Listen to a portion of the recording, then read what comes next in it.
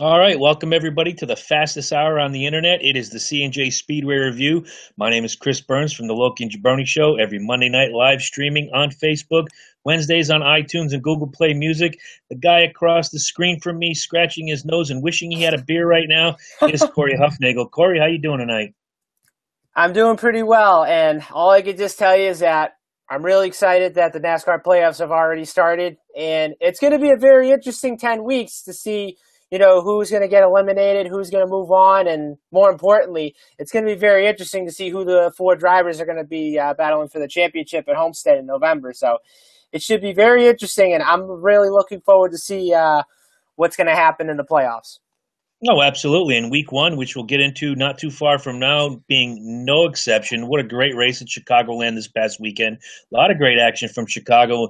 Obviously, you're going to take us through the first two-thirds of it. I will, because I didn't see much racing this weekend other than the Cup race. And it's kind of an unfortunate turn of events because of my job, but that all changes next week, and we'll get into that toward the end of the show. Before we get started, there was a lot of news this week, especially the unfortunate passing of Northeast racing legend Ted Christopher in a plane crash this past Friday. Did you ever get, other than New Hampshire, did you ever get a chance to see Teddy race? I did see him race one time. I think it was maybe a few years ago. I can't remember the last time I saw him race, but actually, it actually happened on Saturday. And what's actually kind of surprising was that I was actually putting up some news on my NASCAR IndyCar Central blog page from Wix.com, and I was on the Whalen Modified section, and I saw that it said article, Teddy Christopher passes away at 59 years old from a plane crash. And when I saw that, I mean, I was just like shocked. It's just like so bizarre, like, how this happened and everything. And then I was actually talking to a buddy of mine who works as engineering and stuff. And he was really shocked and sad, and he told me that he was supposed to meet some friends at Riverhead that night. And I guess he said that, well, he was pretty much like dead on arrival or so. But yeah, I mean, it was really unfortunate. I mean, he was pretty much the face of the modified series. And if you look at his stats, I mean, it's pretty incredible. He won a modified championship in 2008. He's won races of modifieds and the K&N series and whatnot. And yeah, we're all going to miss him, and it's going to be tough for everybody, Yeah, I understand, and I agree with that. Especially, growing up here in the Northeast for most of my life, you go to Stafford or Thompson or any of the racetracks, even Waterford down here, my end of the state. Teddy Christopher was always in the thick of things. Yeah, Collected his 99th win last week, and then he was just talking about in some of the local media how he can't wait to get that 100th win and just rubber stamp himself into the Northeast racing lore, as if he needed that. But right. he didn't.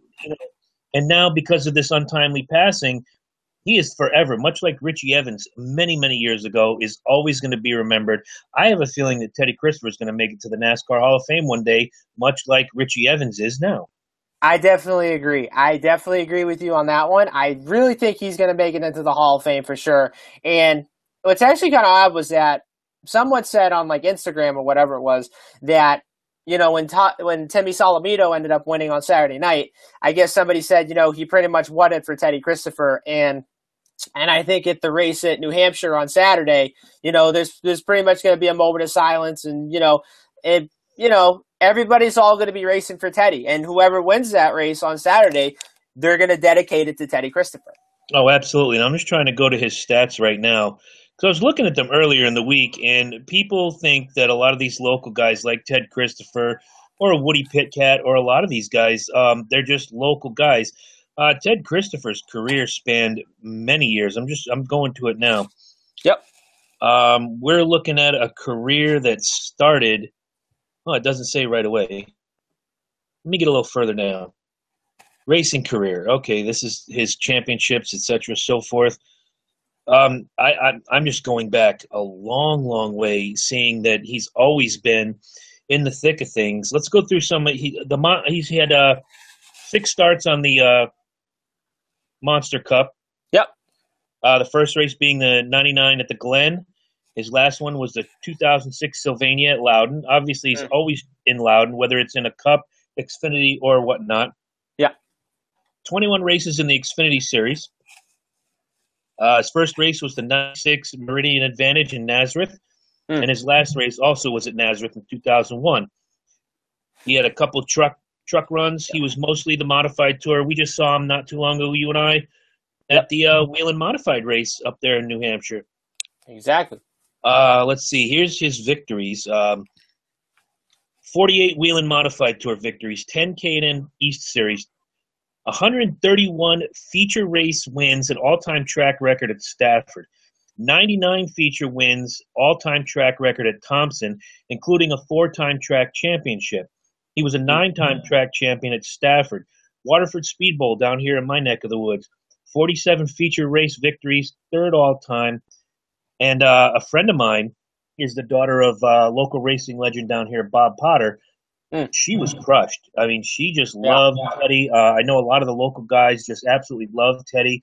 One of the viewers of our show, Jason Blue, wrote a great piece on Teddy for his Facebook page, and he's a professional journalist. So I'm hoping to see his print version of the tribute. But what a fantastic guy. Always raced hard.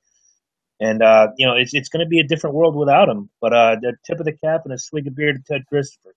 Amen on that one. Oh, you brought some news to the table. By the way, guys, if you haven't already gone and liked the Facebook page, go like it. It's the C&J Speedway Review. In 48 hours, we've got 87 people that are subscribed to the page. Very nice. But what we'd really like is for you guys to subscribe to the YouTube channel. You brought a couple things to the table. I didn't know about Chase Elliott's infraction in Chicago. Tell us about it. Yep. So Chase Elliott got penalized. Apparently, it had something to do with the aerodynamic part of the car.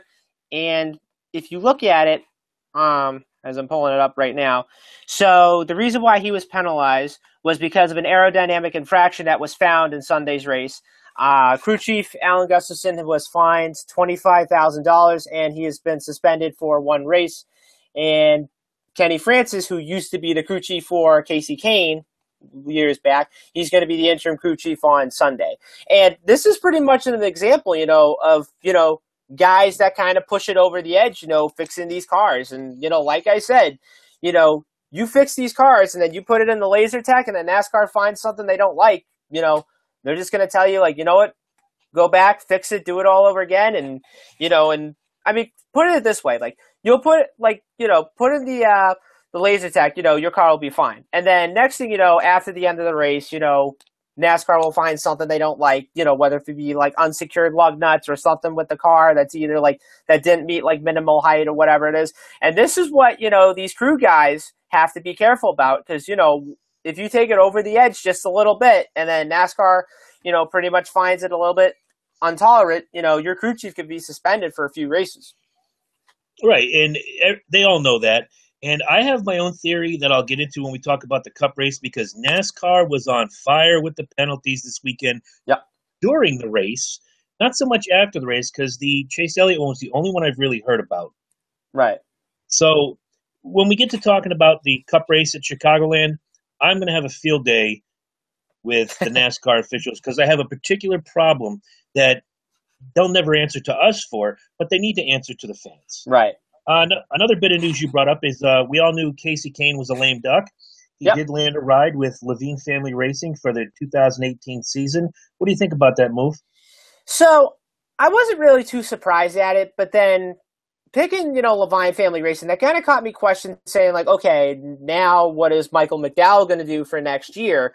And then second question is, do you think Levine Family Racing is going to expand to a 2-car team? I mean, it's kind of an interesting topic if you think about it. But, plus Casey Kane, like, he just hasn't had, like, the best year so far. I mean, given the fact that he's in the playoffs after that one win in Indianapolis, I mean, I don't see him making it past the first round, depending on what he does in these 2 races. But other than that, like, I am happy that he found a ride for next year now that he's on the Cup level still.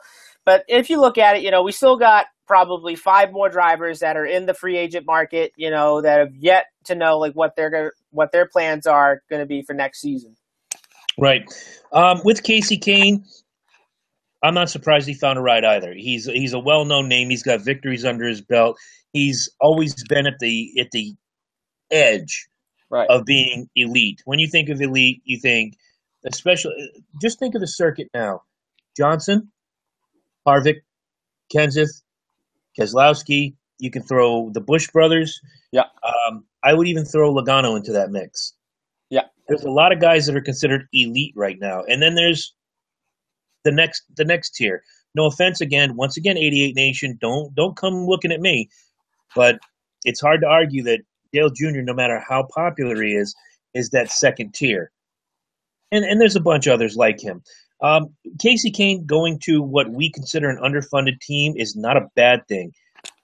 We've long, as NASCAR fans said, you don't have to worry about being beat by other cars. Right. You worry about being beat by other drivers. Martin Truex being in an underfunded team and currently leading the pack is an example of, if you get the right mix of driver and crew, and of course your engine builders, your chassis builders, you're going to have success. Yeah. So this move for him is a sideways move. It's not a step down. There's nowhere to go. Actually, it is a small step down. Hendrick is here. Yeah. And then you have the teams that follow. Everybody knows Hendrick is the elite of the elite. Yeah. They are number one. No matter who holds up the cup at the end of the year, Hendrick has the best engine, best chassis. No matter where they get them from, whoever fabricates, Hendrick is always a contender. So for Casey Kane, it's a slight step down. I think his talent will win him a couple more races over the next couple years. This could be his opportunity to help build a team like Martin Truex has with, Furniture Row Racing. Yeah. And it's actually kind of funny because that actually reminded me, one time, when Kurt Busch, after he got fired from Team Penske in 2011, he went to, which was then Phoenix Racing. And of course, Phoenix, was kind of an underfunded team, but, he was kind of like in the top 20, maybe in the top 15 package or so, but he wasn't really that as great. But then once Kurt moved to Furniture Row, that pretty much lit the spark of this team. Went from underfunded to now they're pretty much successful. And they've had like two drivers over the years. First they had Busch, and then they had Martin Truex. And for Martin Truex, it pretty much took him like a few years to win a race over there. And if you think about it, he won at Pocono back in 2015, which that really set them off the map. Last year, they ended up winning like 4 races. They were in the playoffs until they had that engine blown at Talladega. And now, this year, they're pretty much on the best season, by far.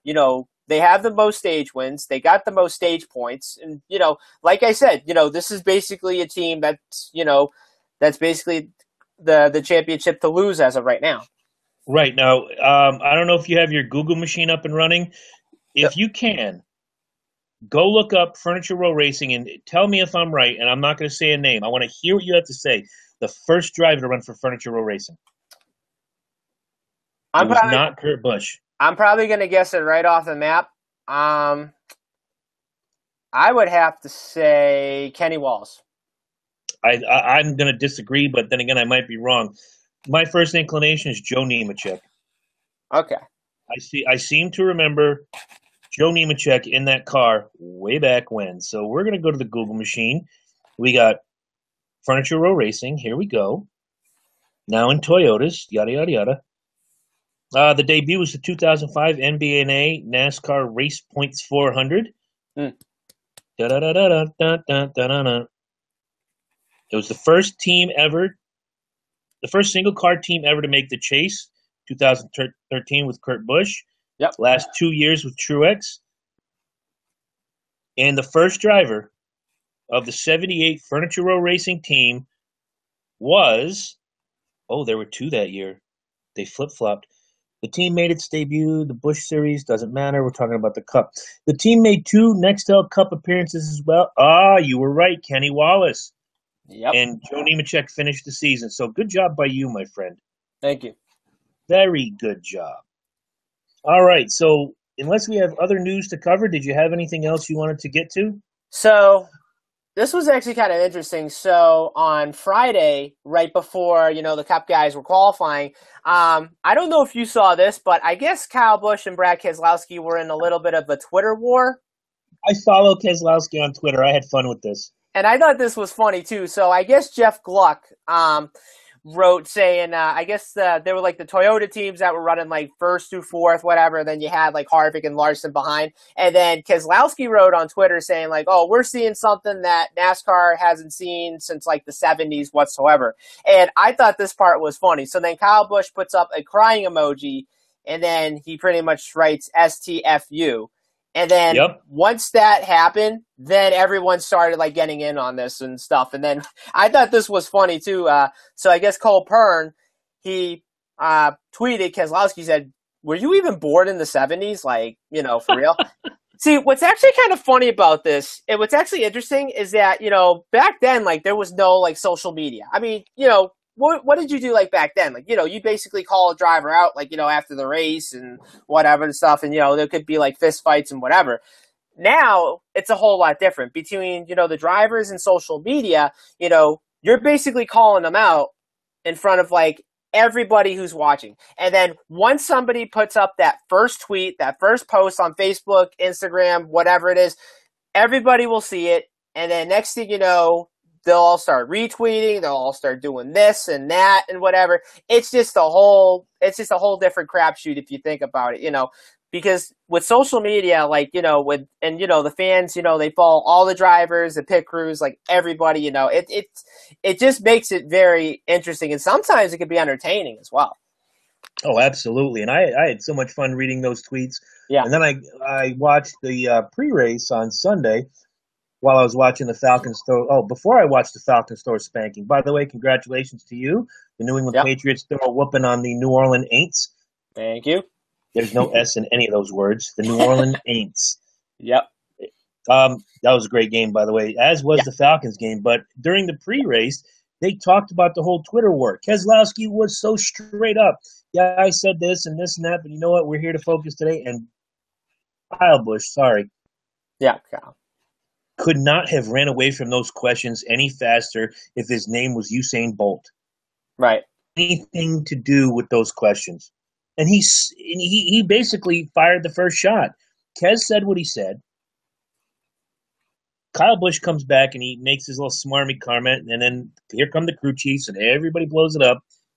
Once again, Kyle Busch, guilty of sin, starting a fire and running away from it. And I think what's actually kind of funny too is that when they were on that truck during like the whole like pre-race introductions, whatever it is, like, you know, like the driver introductions, like they were on the same truck going around the racetrack. I thought that was kind of funny but awkward at the same time, you know, because they're doing like all these like different like body languages and whatever. And then I guess there was one part where Kyle kind of flipped the bird whatsoever. You know, I don't want this to turn into the F Kyle Busch hour. Right. But seriously, Kyle, if this ever gets to you, and I hope it does, and you can find us on Twitter. I don't know our Twitter. I know my Twitter handle is @Seaburns19. Corey, what's yours? Mine is @NASCAR Indy. Okay, well, if you ever want to look us up, Kyle, we'll be more than happy to tell you, grow up. Right. Seriously, you got all the talent in the world. You're a champion. You're going to win championships in years to come, but stop being such a petulant little baby. Right. All right, having had the Kyle Busch hatred session, let's go to the truck race. September 15th it was, Chicagoland Speedway, and much like I think it was I called Chase Briscoe. He came in second. He called Chris Bell. He took one of the stages. Yep, he took one of the stages too, but Johnny Sauter runs away with it. What'd you see? So it was a good race on Friday night. You know, there was some good passes whatsoever, but what's actually kind of interesting was all the Chicago races this past weekend. If you kind of notice, like there weren't that much cautions, and no. I mean, there were only like a few cautions, and, you know, I thought the race on Friday night was pretty good. You know, there was a few passes, you know, it made it very interesting. But, yeah, pretty happy that, you know, Johnny Sauter ended up winning his second race of the season. And what's actually kind of interesting is, so I've been following his stats probably the last few weeks, and I can just tell you this, like, they're just pretty much ridiculous, like, as of this point, you know. So if you think about it, he's been in the top 10 like almost the whole entire year. I mean, his only worst finish was like 23rd at Eldora. But, you know, he already has 2 wins in the bag. And let's not to mention, he won the championship last year after he won both races at Martinsville and Texas to advance. And if you looked at his results last year in the playoffs, he mostly finished in the top 10. So do I think Sauter has a chance to go into the Final Four? I really think so. Now, do I think he can win the championship? I just don't know if he can, considering the fact that, Christopher Bell's probably one of the best teams as of right now, and he's pretty much going to be the one to beat when it comes to the Truck Series playoffs and whatever. But I thought the race on Friday night was pretty good. There was, like I said, I'm happy that Briscoe came in second, and not only that, Ben Rhodes ended up taking home the final spot based on a tie. And right. And I was watching, probably the last laps of the race. And then once the checkered flag fell, I said to myself, okay, who took the final spot? Because at that point, they didn't even know who took it. And then, NASCAR came out probably a few minutes later. They said, yep, Rhodes took home the final spot based on a tie. Well, I'm looking at the standings as of this week, the playoff standings. Yep. Sauter put himself in a great position, and I don't. Again, I said this when we started this. I don't follow the trucks as much as I should, but this is going to be the impetus for me to follow the trucks better than I do.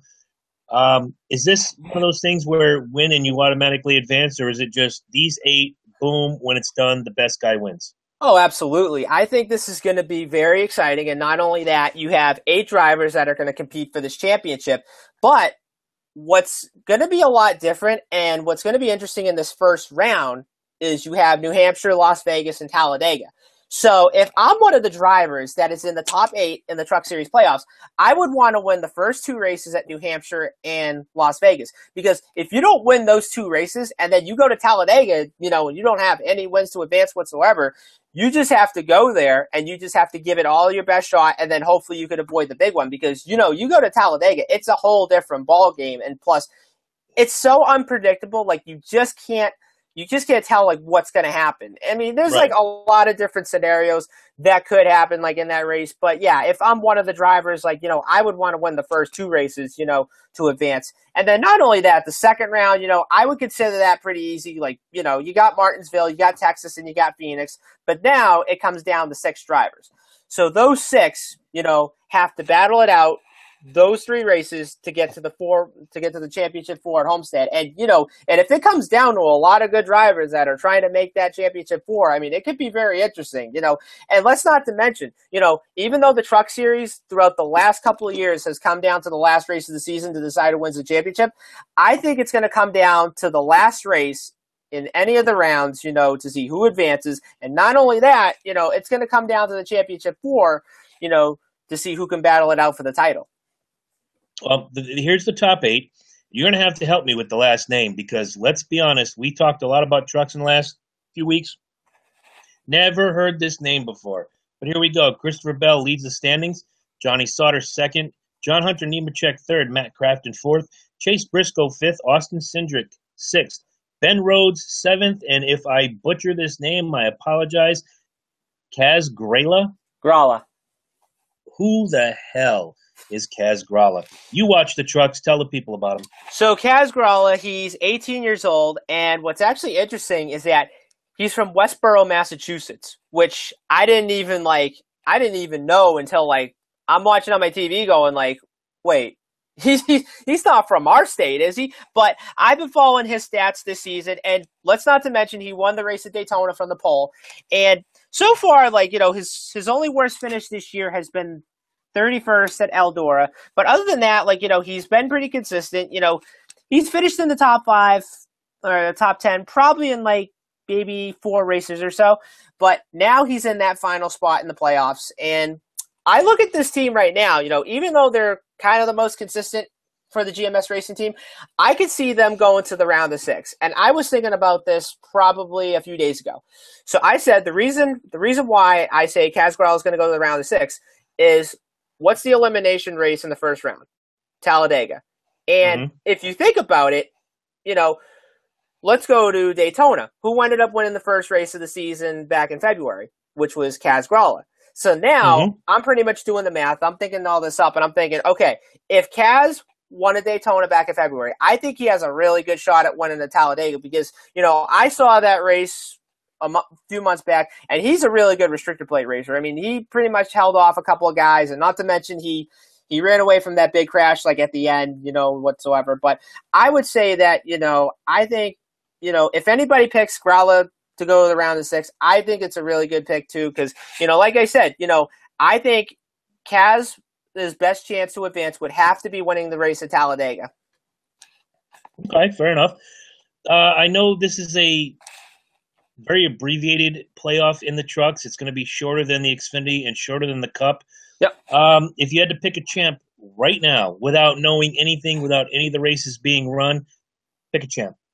I would say Christopher Bell, without a doubt. I was going to go the Johnny Sauter route. I just think, experience is going to win out over youth. But again, Christopher Bell has been running. I went in the last couple of weeks since we started this, and I've been looking back at the past results, looking at all sorts of things, and Christopher Bell is just strong. I'm talking about Jeff Gordon strong, back when Gordon would win 10 races a year and make it look as easy as picking your socks up off the floor. That easy. And but go ahead. And like I said, this kid has just been phenomenal this year, and he's putting up a lot of good championship numbers as well. And I look at it, given the fact that he's won 4 races this season, I mean, it wouldn't really surprise me if he goes to the Final Four at Homestead, because the reason why is because the mile-and-a-half tracks will play pretty much in his favor. And if you think about it, he's won at a couple of mile-and-a-half tracks this year, which was Atlanta, Texas, and Kentucky, and then mostly, and then also not Charlotte. And then also Pocono, which that's not like a mile and a half. But anyways, I would say that, this is basically Bell's championship to lose, and I would be very surprised if he gets eliminated either in the first round or in the round of 6. But other than that, I think this is probably the best season that he's had so far, and I really think he's got a good shot at winning the title. Fair. I agree with all of that. I just happen to think that maybe, Sauter being 39 with a little bit more experience, let's be honest, with ourselves and with the fans, this is as high as Johnny Sauter's ever going to go. Right. In the NASCAR circuit. No offense to Johnny. He's had some Cup races. I know he's been Daytona 500. I've seen him there. I know he's been, I'm just looking over some of these things right here. He's got a 205 Xfinity starts. His best finish was 8th. But then you look at the trucks, and he's 214 races. He's got some wins underneath him. 15 wins, 133 top 10, 6 poles. I don't know about championships. I don't think he's ever won a championship at that level. I could be wrong. Again, I'm now dipping my toes back into the Camping World Truck Series. So I don't know. I just think experience will always beat youth, which is why when we talk about, like we did a week ago with the brackets, something tells me that if, Martin Truex is going to edge out Larson, it's that experience versus youth. Yeah.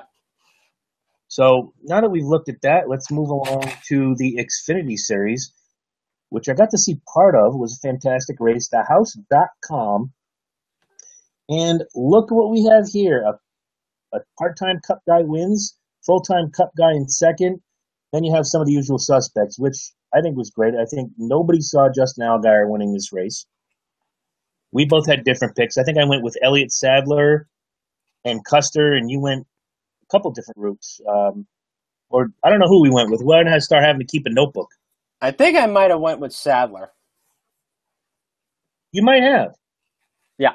I know he was one of my sleeper picks too, but you watched the race. I watched the highlights, so I can't very much speak to except what ESPN showed me. What did you see during the Xfinity race? So I thought, the Xfinity race, again, weren't a lot of cautions, but, the race was pretty exciting, and there wasn't a lot of crashes either, but, it was mostly some good racing, mostly on restarts and whatsoever. And then, of course, I look at a guy, Eric Jones, he had a really good car on Saturday, like probably a really fast car. There was one point in the race where he got caught for speeding on pit road, so then he had to rebound to get back on the top spot. And then near the end of the race, he ends up getting black flagged for changing lanes on the restart, which, of course, you're not allowed to pass before you get to the start, after you get to the start-finish line whatsoever. And, you can clearly see on the replay that it looked like the 20 car was attempting to pass the 1 car of Sadler on the restart. And, even though Eric said, I didn't make a pass, whatever, like, either somebody missed a shift or whatever it is, NASCAR pretty much looks at the tape and they say, you know what, you did this and this is what we call. So. Right. Real quick, if you can remember, and that was one of your picks right there. 33rd place finish for William Byron. What happened to William Byron?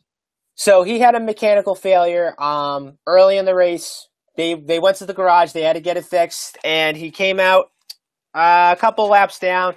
And of course, 33rd probably wasn't his best finish this year, but I would probably say come playoff time on Saturday, I think that 9 team's going to be ready, and hopefully they can win a race, to advance to the next round or so.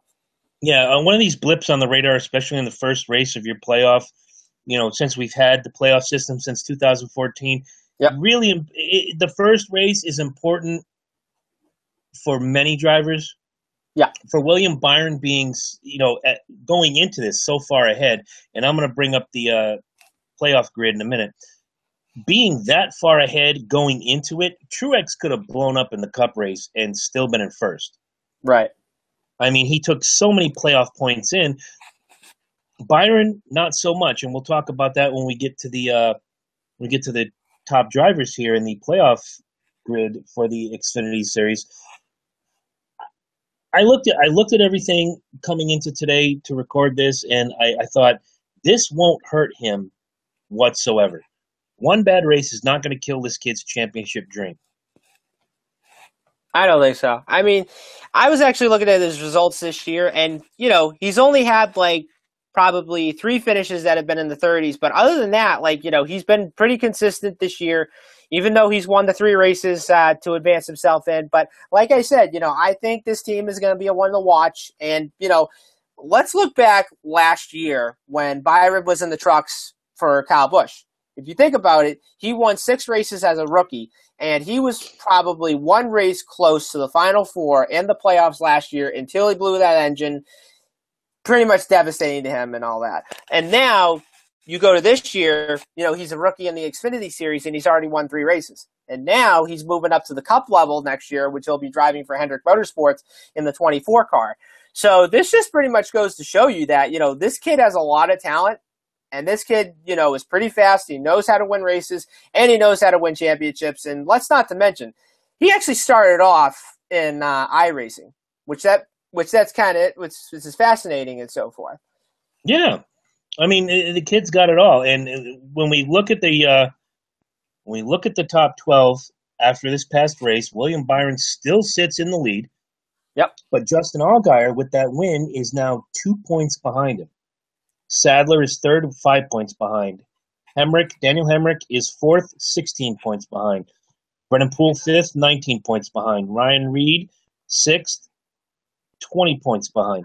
Jeremy Clements seventh, 20 points behind. Cole Custer eighth, 20 points behind. Am I starting to sound like a broken record? Here's one more. Blake Cook ninth, 20 points behind. Matt Tiff 10th, 21 points behind.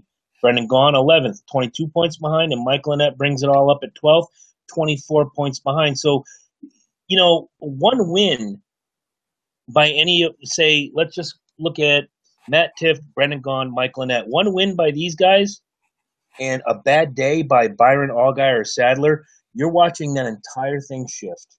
Yeah. And let's not to mention, that first race, it'll pretty much determine, how you're going to start these playoffs. And, pretty much either a blown engine or an accident, either your own doing or not your own doing, it could put you down, below that cutoff line. And now, if you don't win that second race and then you got to go to the elimination race, then you have to win to advance. And like I said, there's been a couple of drivers that have done that, that have been in elimination mode, to went on and win the race. But I think on this Xfinity side, it'll be pretty interesting. I think with Matt Tiff, I think he's got a good shot at winning a race this year. And, with Gaughan and that, those guys, I could probably see them go to maybe the round of 8, somewhere around there. But, I don't know. I mean, with Gaughan, if he doesn't have a good race, these first 3 races, I could probably see him sitting out. And, the craziest thing for me is, and I know I'm going to contradict myself because I just said on the truck side that The experience is going to take over the youth. I don't see, just in watching the Xfinity Series since Daytona till now, I don't see anybody touching William Byron. Yes, he had an okay.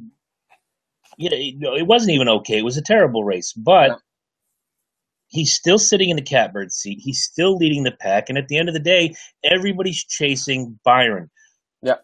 and he's shown his strength all season long. Is this a situation where the rookie is going to show the big guys how it's done?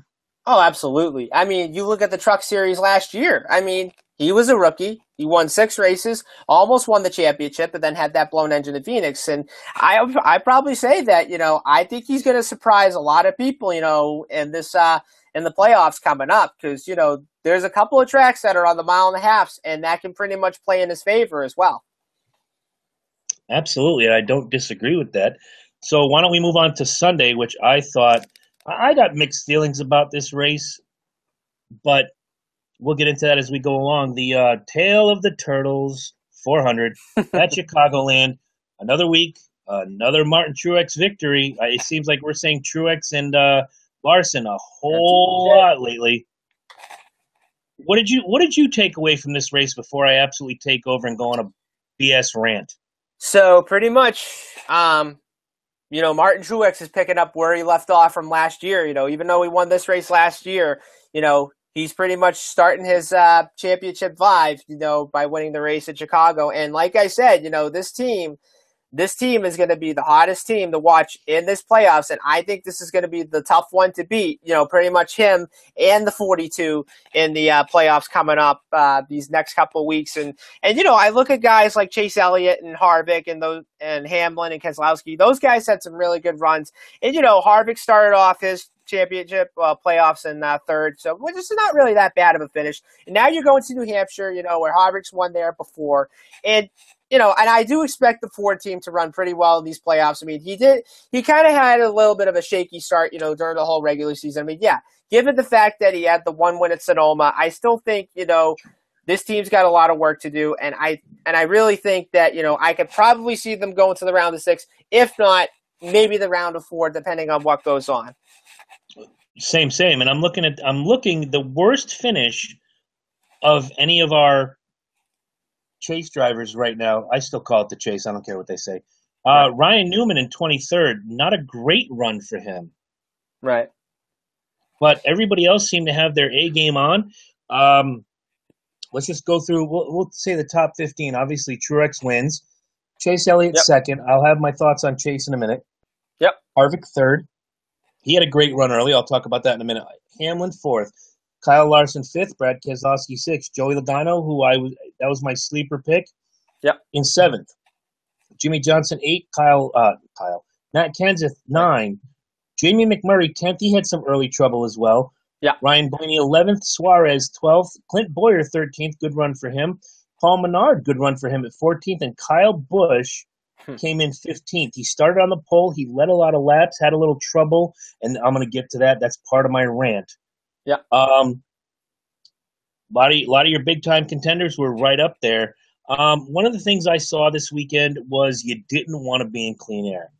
Guy would get out front, whether it was Kyle Busch, Kevin Harvick, Chase Elliott, Martin Truex, Denny Hamlin. I actually thought Chase Elliott was going to chase him down. If that had 10 more laps, we're talking about a different winner. And the banner of our C&J Speedway Review Facebook page, which you should go out and like right now, would be a different driver. Exactly. But unfortunately, you get the laps you get, and Martin Truex takes it home. Can't take anything away from Truex. He was good all day long. When he wasn't in the front, he was always there. He was always there. But when Harvick got out there and started leading a bunch of laps, I would watch that interval between Chase Elliott at one point, or the second point was Martin Truex. Harvick had to lead twice for a different amount of laps. They would be creeping on him. Clean air was not the place to be in Chicago this weekend, whereas in the past, you want to be in the clean air at Chicago because you could pull away so swiftly. How many times did we see, like last year with Martin Truex, he didn't win it by inches. He won it by, 7 seconds? Yeah. Easily. So what changed? And I know you can't answer this question other than speculation because we're the guys behind the television watching it, whereas they're behind the wheel driving it. In your opinion, what changed between last year, where clean air was the spot to be, and this year, where if you were in the draft, you were in the catbird seat? I'd probably say with clean air, I would have to say, you would just have to have a really good advantage, when you're out in front. Because, if you're behind like either lap cars or if you're behind like a lead lap car or whatsoever, you're not going to get anywhere to the leader, and you're pretty much going to lose a lot of laps and and you're pretty much going to be off the pace just a little bit. But I'd probably say other than that, even if you're out in front, you just have to be the best you can be. My biggest problem this weekend, here's where the rant's going to begin. They tagged so many drivers on speeding penalties. Yeah. The problem I had with that was when you heard the infraction. I'm trying to remember who. I think it was Kyle Busch got a speeding infraction. 0.6 miles per hour. And I understand everything's electronically scored now. Yeah. I also understand that technology rules the game. No longer do you have where, Dale Earnhardt, Richard Petty, Rusty Wallace, and those guys are watching the tech go like this. They're watching this digital display on their dashboard. What the dashboard doesn't tell them is the 0.6. And they're catching them at the beginning of pit row. The problem I have is if you're going to nail someone, at least make it a round number. If pit road speed is 50, if you get to 51, gig them. Just throw the flag and get them, make them do the pass through or the stop and go. 0.6 miles per hour. NASCAR, this is why the stands aren't full. This is why people are running away in droves. I love the new playoff system. At the beginning of the year, somebody asked me, Chris, what do you think of the stage racing? I'm like, I'm going to have to see it to believe it. Yeah. It took me 4 or 5 races. I'm like, you know what? This brings me back to the racing I grew up with, the heat racing. Yeah. So now we have this at the highest level of stock car racing. I'm enjoying it. I think it's great. I think, and you can just point to Martin Truex Jr. right now. He knew what it took. Yes, he won a couple races, but all those stage points put him in, no pun intended, the driver's seat.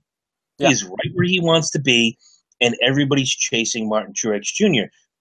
The problem I have, and this is why a lot of people are running away in droves, they're saying, oh, well, it's always been like this for about 20 years. The rules change as the wind blows, or if Brian France farts, he's going to put out a new rule. 0.6 miles per hour. That would be like, Corey, you driving to work tomorrow. Yep. You're in your car, you're doing your thing, and the cop pulls you over and says, know how fast you're going? I was going 55. I was doing the speed limit. No, Corey, you're doing 55.6 miles per hour. Here's your $300 ticket. Move along. How petty, no pun intended, because petty is the biggest name in racing. Yeah. How petty does NASCAR have to be to impose penalties based on 0.6 miles per hour? They took, and again, I'm not crying that Kyle Busch got taken out of this. He had his own problems during the race. It wasn't the speeding penalty that killed him. But if the speeding penalty was the reason Kyle Busch didn't win this race, I would stand behind him 1,000% and say, yes, exactly. NASCAR took this victory away from Kyle Busch. Yeah. What are your thoughts on the 0.6 mile per hour penalties?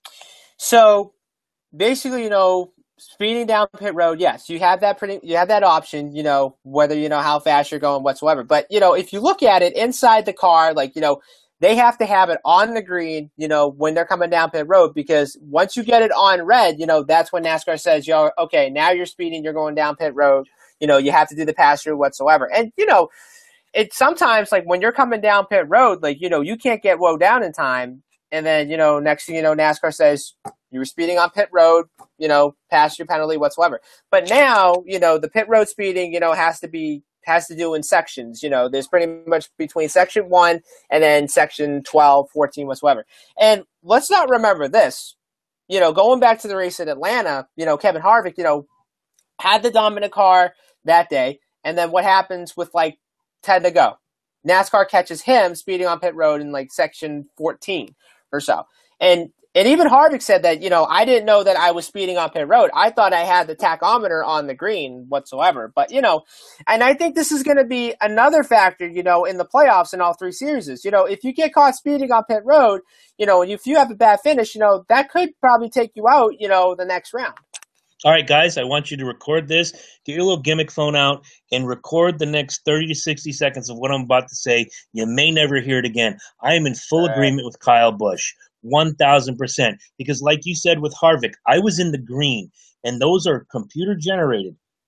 That is supposed to be the state of the art, down to the 10th of a millisecond, what have you. When Kevin Harvick got popped, like you said, he said, well, all my lights were in the green. There was nothing in the red.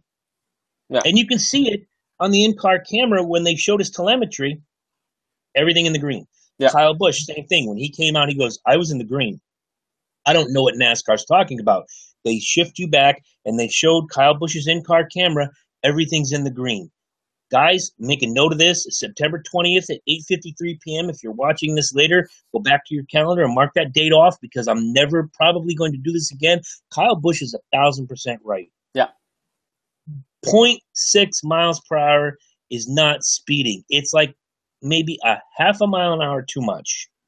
And for NASCAR to gig these guys, and there were more than one, they said that the average was a 0.4 mile per hour infraction. Yeah. If you're going to get that picky and that wishy-washy, don't bother. Just let them do like they used to do and just barrel down pit road. Because you're not worried about safety at this point. You're gigging guys for something that they cannot control. And if they can't control it, just don't do it. Just don't do it. Because if you're giving them this computerized tachometer and computerized telemetry that tells them, if my 3 lights are green, I'm good. Yeah. But your radar says, nope, Kevin Harvick was 0.7 miles per hour too fast. 0.7 miles per hour. I want you guys to think about that are watching this right now. Like I said with the example with Corey, if you got pulled over tomorrow and somebody said, you know how fast you're going? Well, officer, my odometer, or whatever the case, said I was doing 55 miles per hour. No, sir, you were doing 55.7 miles per hour. You'd be hot, you'd be in court, and you'd be arguing the ticket. Yeah. Guaranteed. And that's it. Well, that's all I got. And I don't know. Again, hopefully someone from NASCAR can explain this, because right now they're not doing a great job explaining it. I've watched all the shows. No one is talking about the fractionary mile per hour speeding violations on pit road. Nobody. And it's ridiculous. You could have, again, I'm not saying it cost Kyle Busch the race. He was already having problems. But if that infraction cost him the race, I'd be hot for him. Yeah. Just ridiculous. Biggest surprise of the race for you? Biggest surprise, I would have to look at the top 10. So my biggest surprise would have to be Joey Logano. And even though he wasn't in the playoffs this year, he was the only non-playoff driver to finish in the top 10 this year. And I look at him, even though they're not in the playoffs this year, I think these guys can win a couple of races, before the season's out. And then, pretty much focus on next year, saying like, okay, guys, we got eliminated because we ended up getting encumbered at Richmond, which obviously, of course, encumbered's not my favorite word. And I don't even know why NASCAR had to come in that dictionary. But anyways. We got penalized. Let's call it what it is. We got penalized. Penalized, yeah. But anyways, Logano's going to probably win a couple of races before the season's out, and then just focus on next year, saying like, okay, guys, we have to start focusing on our team, And like I said, Team Penske, they're a really good team, no matter what series they're in, either NASCAR or IndyCar whatsoever. By the way, I just want to point out for Team Penske, congratulations on Joseph Newgarden winning the IndyCar championship. There was some talk that I guess Newgarden would love to try NASCAR someday. So Newgarden, if you're watching this right now, we totally love you to come into NASCAR if you really want to. I mean, if you want to stay in IndyCar next year, it's your choice, but we would love to have you in NASCAR, if you're really interested on trying it out. But yeah, like I said, Penske, they're a really good team, and I got to tell you, I tip my hat off to Roger Penske. He's not only he's had the best drivers in the world, but, he's had some really good ones, that have won races and championships throughout the years. Absolutely. I've always been a Penske fan. I can't deny it. When he came into NASCAR, his first draft pick was Rusty Wallace. That was my guy. So I'm always going to have love in my heart for Penske. I'm going to take my surprise of the race, and I'm going to go to the south side. I'm going to go to the bad. I'm looking at Eric Jones with his 33 finish. Just a bad day for him. I expected better from Eric. I know he's not elite or even second tier, but he has been really good all year long. This was the kind of track where I thought Eric Jones could make a name for himself by winning the race and saying, I know your playoffs are going on, but here I am. Deal with me next year. Right. Yeah, he had problems early on, and they manifested themselves later in the race. And again, a 33rd spot is not the place you want to be. I know we talked a lot about Eric last week, but I thought this was going to be his coming out party, and unfortunately, it was his coming out of the race party, unfortunately. Yeah. It was never a factor in the last 150 laps, and that was kind of depressing, if you ask me. Right.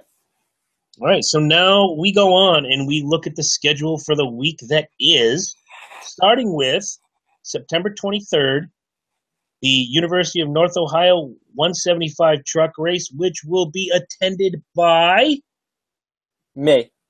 Exactly, and I'm hoping to see some live feeds from the track on the C&J Speedway Facebook page, which you should go out and like right now. And if you don't, Corey's coming to your house and he's going to give you a back shaving.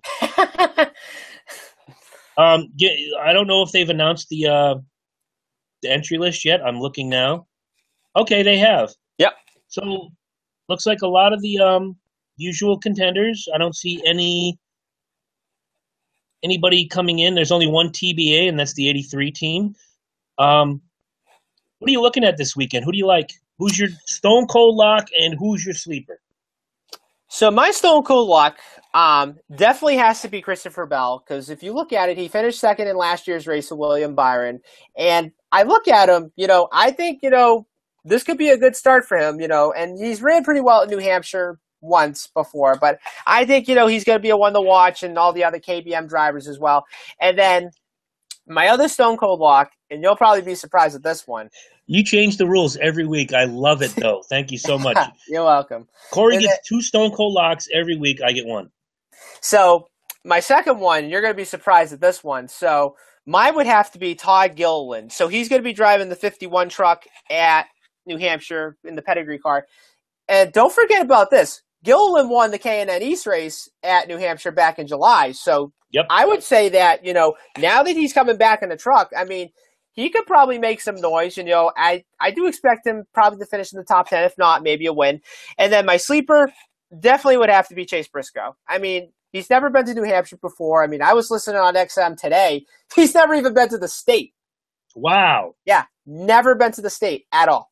But, yeah, I mean, I would say that if Briscoe can come out with a top 10 finish, heck, even a win, I'll be really surprised. But, like I said, Briscoe has probably been one of the best, drivers that hasn't won a race yet this year type of teams, and I do expect them to win a race, to advance. Okay. Well, Briscoe is definitely my stone cold lock to win this race. I just think he's got everything going for him, with the exception of a couple bad races this year, which set him back in the points just a little bit, but not too much that he can't overcome. He's 31 points behind Christopher Bell. And like we said earlier, one win and one good race and one bad race by Bell switches this entire thing around. Yeah. My sleeper pick is going to be Ryan Truex. It's the kind of track that Truex grew up on. Yeah. 1 mile flat track. Everything says to me that Ryan Truex can come away with a win. And again, he can tell the world, I'm coming. This is for real. I can be just like Martin. I can come up and I can be exceptional and dominant. So on the same day, but later in the evening, Kentucky Speedway has the Xfinity race, the Visit My Myrtle Beach 300. I'm not seeing any Cup drivers, and that's because the Cup drivers will also be in New Hampshire. So I know you're going to pick like 3 or 4 Stone Cold locks, but I'll give you 2. Okay. 2 Stone Cold locks and 1 sleeper. So, and this is the reason why I love these Xfinity standalone races, because there's no Cup drivers whatsoever. So my Stone Cold lock would definitely have to be the guy who won last year's race, would be Elliott Sadler. And, I think if he's going to want to win this championship this year, I think he's going to have to win one of the races in the first round to advance. And, he's been consistent this year, but, like I said, he has to win a race, maybe 2, if he wants to win this championship. My second one would definitely have to be another junior motorsports driver, and that would be Justin Allgaier. He won last weekend's race at Chicago, and I do think, these junior motorsports guys are going to be the one to beat, in the playoffs, pretty much 3 of them or so forth. And then pretty much my sleeper pick would definitely have to be Ryan Preece. So he's going to be driving the 20 car for Joe Gibbs, and now that he's going to be on a 1.5 mile track, this is going to have me thinking, like, okay, how is he going to do on the 1.5 mile? Because he's probably never been suited before. I think he's only ran a couple 1.5 miles when he was driving for Johnny Davis's team at that time. But now that he's in a Gibbs car, it's going to be very interesting to me to see how he does. And not only that, if he can pick up his second win, I'll be really surprised by that too. But other than that, I think Priest will be a one to watch as well. All right, I got to throw a special shout out here because I just got a text from my daughter in Vermont.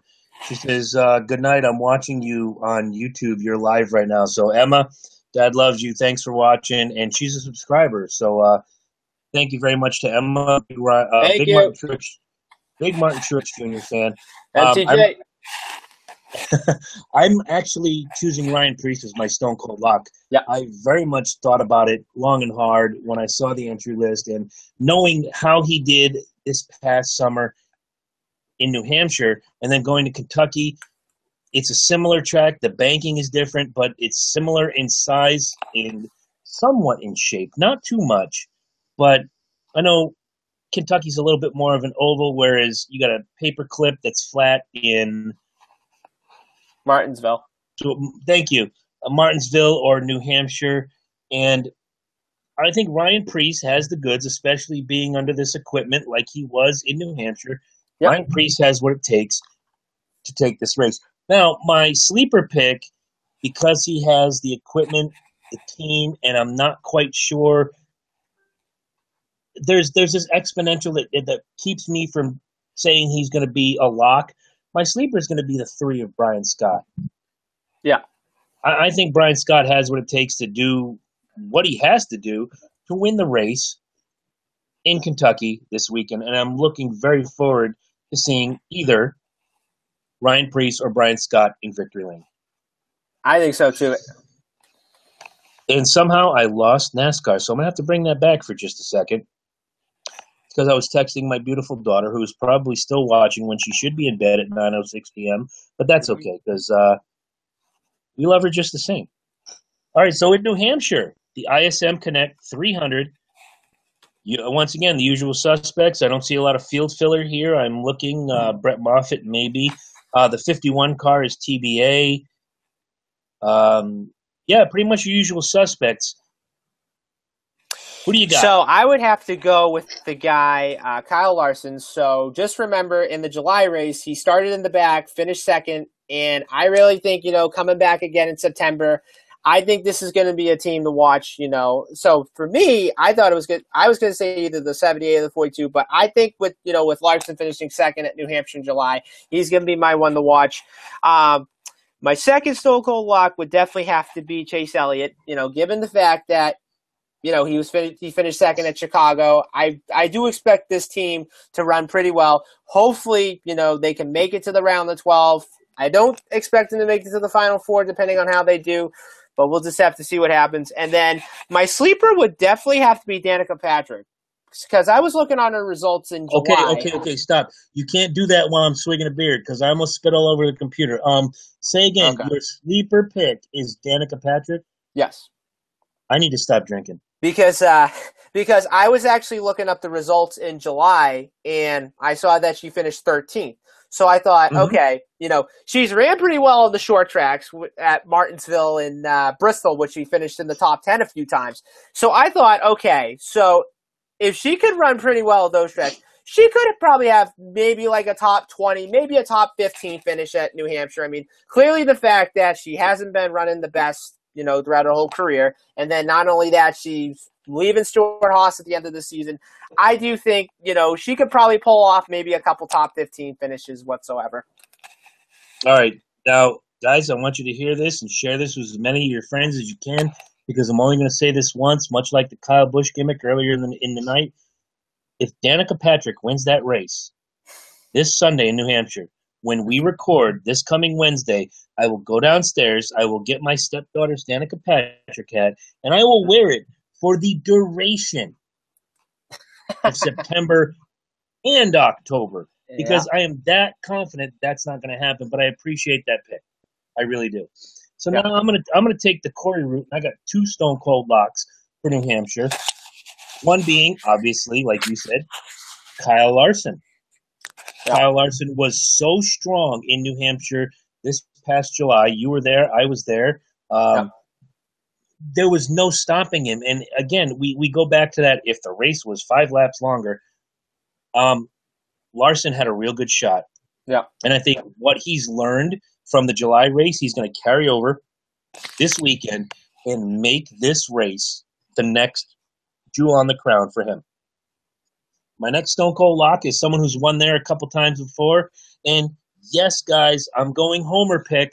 I'm going Kevin Harvick. He loves these flat tracks. You can go to Phoenix, Martinsville, New Hampshire, wherever. Kevin Harvick loves these tracks, and he knows how to get around them with the greatest of ease. Now, I understand in July, and I'm going to go back real quick because I don't remember, and I don't think you do either. So we're going to New Hampshire Motor Speedway, Overton's 300. He was 5th. He led for a little while. Hamlin wins the race. Larson again started 39th, came up to the front. Truex, Kenseth, Harvick, your usual suspects. So it's not hard to believe that Kevin Harvick can come through the field, no matter where he starts, if he starts up front or if he starts way below. Kevin Harvick can win this race. Yeah. So those are my locks, is Kyle Larson, Kevin Harvick.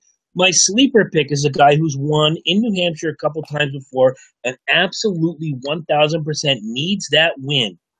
And I know there's 2 names in your head right now, so I'm waiting to see which one you think I'm going to pick. I would say Ryan. Say again? I would say Ryan Newman. You're exactly right. Ryan Newman is my sleeper pick. Another guy who knows these tracks like the back of his hand. He's been doing it for 18 years. And in my opinion, Ryan Newman will navigate that track and very well, 1,000% could win that race. We didn't do the playoff grid for the Cup Series, so we're going to go through that now. We're going to go bottom to top. Matt Kenseth right now in 16th, 42 back. Jamie McMurray 15th, 40 points back.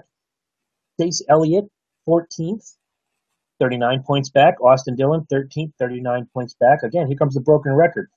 Casey Kane 12th, 39 points back. Ryan Newman 11th, 39 points back. Kurt Busch 10th, 39 points back. All right, now it switches. Ryan Blaney 9th, 36 points back. Ricky Stenhouse, Mr. Manica Jr., 34 points back. In 8th. Denny Hamlin 7th, 31 points back. Kyle Busch 6th, 30 points back. Kevin Harvick 5th, 28 points back. Jimmy Johnson 4th, 27 points back. Brad Keselowski 3rd, 26 points back. Kyle Larson 2nd, 21 points back. Now, guys, remember those numbers. This is the furthest battle of the 3 top series that there is. Second is 21 points back behind first place Martin Truex Jr., who not only won the race, but came in with so many stage wins that his points cushion is pretty secure. He would have to blow up and not finish lap 1 to lose that lead. Right. He is in the lead. This is a really exciting playoff on the Cup Series. I know on the lower series it's very close and it's anybody's ball game, but some of these guys, especially with Truex winning race number 1 in the playoff, this is going to be an exciting time because one bad day by Martin Truex Jr. could could only knock them back 2 spots. Yeah. Whereas if you have a bad day in the Truck Series or the Xfinity Series, you're getting knocked back 8 spots. This is going to be a fun time for any fan of the Monster Energy Cup Series, because if I'm just going to take the top 3, Truex, Larson, Keselowski, have a bad day, the whole top 5 gets realigned. Yeah. It's crazy, but Truex, again, and this is why the stage racing is so important. It's why I love it so much, is that you build your point lead. It's not like the old days where consistency wins. There's an emphasis on winning, not only the race, but there's an emphasis on winning stages. And if you're not winning stages, but you win a race, you're going to end up like Casey Kane way back here in 12th. He didn't win stages. He won a race. Right. Chase Elliott won a couple stages, but he didn't win a race. Harvick won himself a race, but he won a couple stages. That's why he's sitting pretty in 5th. Jimmy Johnson won a race or 2, but he didn't win a lot of stages. Larson and Truex knew what to do, and they're making this playoff. I know we don't cuss a lot on this show, but I'm going to have to say it. Kyle Larson and Martin Truex Jr. are making this playoff their bitch. Yeah. And again, we both talked about it. We both think that those 2 are going to be the last 2 standing, along with 2 other drivers in Miami. But this has come down to the Truex and Larson show. I definitely agree, and I would probably say that if any of the other drivers are going to want to win this championship this year, they're going to have to go through the 42 and the 78 pretty much every week, because, like I said, those are the only 2 cars that have been pretty much dominant week in and week out. You know, whether they either win races, whether they finish in the top 5, or whether they win stages whatsoever. I mean, you think about it, like, you know, and like I said, like, if I would have had to pick one to win the championship right now, I would have to say Martin Truex Jr. because, you know, they've been fast off the truck all year. They've won races. They've won stages. They picked up a lot of playoff points throughout the whole entire regular season. And pretty much these guys knew what they were talking about as well. Like, these guys knew that this was going to happen. These guys knew that, you know, this was going to be a whole lot different with the whole stages. And these guys knew that, you know, if we're going to win a race, we're going to have to win stages, you know, to build our points up. And that's what these guys did throughout the whole entire regular season. And like I said earlier, you know, pretty much like if you don't win a stage or pick up playoff points, whatever, you're going to be pretty much the last one, you know, out. You know? Mm-hmm. You're going to be on the outside looking in. Yeah. Having said that, we're looking forward to seeing your live footage on Saturday from the truck race. And guys, once again, subscribe to the show if you're watching this. All it takes is just hit that little button on YouTube that says subscribe. It gets sent to you every single week. Don't forget, if you want to donate to the show, this show, or the Loki and Jabroni show, it's patreon.com/Loki and Jabroni. Every dollar we get in donation goes right back into the shows. We don't spend it on ourselves. Don't forget to visit LokiandJabroni.com. We have great affiliate links. We're trying to get NASCAR as one. But right now, we have Amazon, WWE, Mars Hydro, all sorts of great stuff. Again, those dollars come right back to the show. We don't spend it on race tickets. We don't spend it on beer. We don't spend it on that nasty Jimmy Johnson picture I can see behind you right now. Jesus. We spend it on improving the show. Yeah. Yes, I saw that. I've been not saying anything for 4 weeks, but I figured I'd say it now.